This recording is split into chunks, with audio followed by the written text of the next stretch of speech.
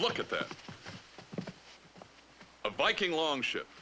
Exactly the way they were built 1,000 years ago. Norse shipbuilders transformed simple logs into the most feared weapon of the medieval world, the Viking longship. Using techniques perfected over generations, these master craftsmen could build vessels strong enough for ocean voyages yet light enough to navigate shallow rivers. These vessels were technological marvels that would make today's naval architects scratch their heads in admiration. Building a Viking longship started long before the first cut into wood. It began with finding the perfect trees. Not just any trees, mind you. Vikings were basically the pickiest shoppers at the medieval lumberyard. Archaeological evidence shows they specifically selected oak trees that were between 80 to 120 years old. Too young, and the wood wouldn't be strong enough. Too old, and it would be too brittle. They were literally the Goldilocks of shipbuilding. Everything had to be just right.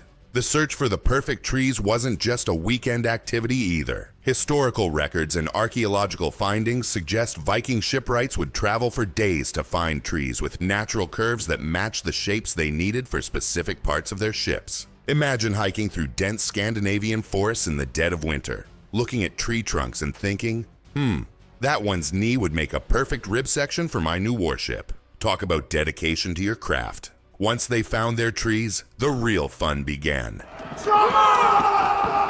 Vikings would fell these massive oaks during winter when the sap content was lowest. Modern experiments recreating these techniques have shown that winter-cut oak splits more cleanly and is less likely to warp as it dries. These guys knew their wood science before wood science was even a thing. After felling the trees, Vikings didn't just drag the whole logs back to their shipyards. That would be too easy. Instead, they'd do the initial splitting right there in the forest, using a combination of wooden wedges, iron axes, and a tool called a fellubill. Think of it as the Viking version of a specialized splitting maul. They'd split the logs along the grain. Recent archaeological digs in Denmark have uncovered dozens of these tools, some still containing wood fragments in their rust patterns. This splitting technique is where Vikings showed they were basically wood whisperers. They understood something modern woodworkers call reading the grain, following the natural patterns in the wood rather than fighting against them. One fascinating detail from the Gokstad ship excavation shows that no two ribs in the entire vessel came from the same tree. Each piece was selected for its specific properties and natural curve.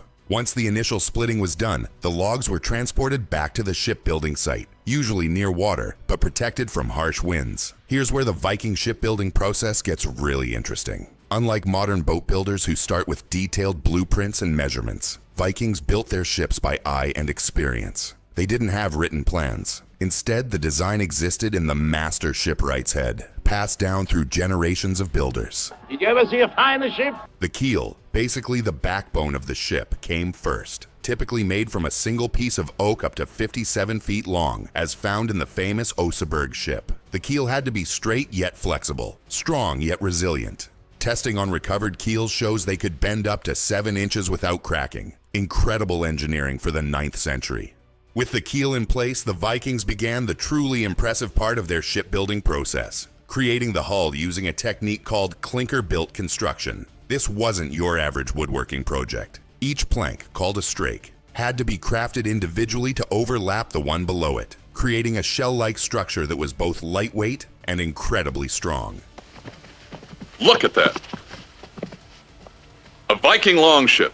Here's where Viking ingenuity really shines. Each oak plank was split, not sawn, from logs using wedges and axes. Modern tests have shown that splitting preserves the wood's natural fibers, making it up to 25% stronger than sawn timber. The Vikings knew this intuitively, long before material science could explain why. Once split, these planks weren't initially flexible enough to create the curved shape needed for the hull. The solution: a controlled burning technique that would make modern woodworkers nervous. Viking shipwrights would carefully heat the oak planks over controlled fires, making them pliable enough to bend without breaking. Archaeological evidence from Viking shipbuilding sites shows specialized clay pits that maintained specific temperatures for this process. The real magic happened when they secured these planks together. Unlike modern boats that use thousands of screws or nails, Vikings used iron rivets, but not in the way you might think. Each rivet was handcrafted by the ship's blacksmith, designed specifically for its location on the vessel. Metallurgical analysis of recovered rivets shows they contained precise mixtures of carbon and iron, making them resistant to the corrosive effects of salt water. The riveting process was a two-person job requiring perfect coordination. One worker would hold a backing iron called a buckjarney against the inside of the hull, while another hammered the hot rivet from the outside. The rivet would then be clinched over the buckjarney, creating a watertight, flexible connection that could withstand the twisting forces of rough seas. A typical longship contained between 1,500 to 2,000 of these custom rivets. That's thousands of hammer strikes, each one precisely delivered. A man building a ship? Between each overlapping plank, Vikings applied a waterproofing material made from a mixture of animal hair and tar. Recent chemical analysis of this caulking from the Oseberg ship revealed it contained specific animal fibers, primarily from sheep and cattle, mixed with pine tar harvested from carefully controlled burn pits. The resulting waterproofing was so effective that reconstructed Viking ships have sailed across the Atlantic Ocean without modern waterproofing materials. The internal structure of the ship was equally impressive. The frames or ribs weren't added until after the hull was built, the complete opposite of modern shipbuilding techniques. These ribs were made from naturally curved pieces of wood, carefully selected to match the exact curve needed for each section of the hull. Analysis of the Gokstad ship shows these ribs were spaced at surprisingly regular intervals, about 18 inches apart, with mathematical precision that shouldn't have been possible without modern measuring tools. One of the most remarkable features of longships was their flexibility. The ribs weren't rigidly attached to the keel, but rather lashed with rope made from animal hide or plant fibers. This created a hull that could flex and twist with the waves rather than fighting against them. Engineers who've studied this design have found it reduce structural stress by up to 30% compared to rigidly built vessels of similar size. The mast step, the structure that supported the massive wooden mast, showed equally impressive engineering. Instead of concentrating all the force in one spot, Vikings distributed the pressure along the keel using a specialized wooden block called a keelson. Recovered keelsons show signs of sophisticated load-bearing design, with the weight of the mast transferred across multiple ribs and sections of the hull. The famous dragon heads that adorned many warships weren't just decorative. Archaeological evidence suggests they were removable, attached with specialized wooden joints that could be taken off when arriving in friendly territory. According to Norse sagas, this was done to avoid angering the local land spirits. These carved heads, some recovered with traces of original paint, show incredible artistry with distinctive regional styles that maritime archaeologists can use to identify where ships were built. For propulsion, longships relied on a combination of sails and oars. The sail, typically made from woven wool, represented hundreds of hours of work by Viking women, who would weave strips about 2 feet wide and then sew them together to create a sail that could be up to 1,200 square feet, roughly the size of a modern apartment. Analysis of sail fragments shows they were treated with a mixture of animal fat, beeswax, and tar to make them wind-resistant. The oars themselves were masterpieces of functional design. Each was individually shaped from straight-grained pine or ash, carefully balanced and tapered for maximum efficiency. Experiments with reconstructed oars show they allowed rowers to maintain speeds of 5 to 6 knots for hours without exhaustion, a feat that would challenge modern Olympic rowers. The steering mechanism, a large oar mounted on the right side of the ship, which is why we call the right side starboard, from steerboard, was an engineering marvel in its own right. Unlike modern rudders that pivot on a fixed point, the Viking steering oar could be adjusted for depth based on the sailing conditions, providing superior control in both deep ocean waters and shallow coastal approaches.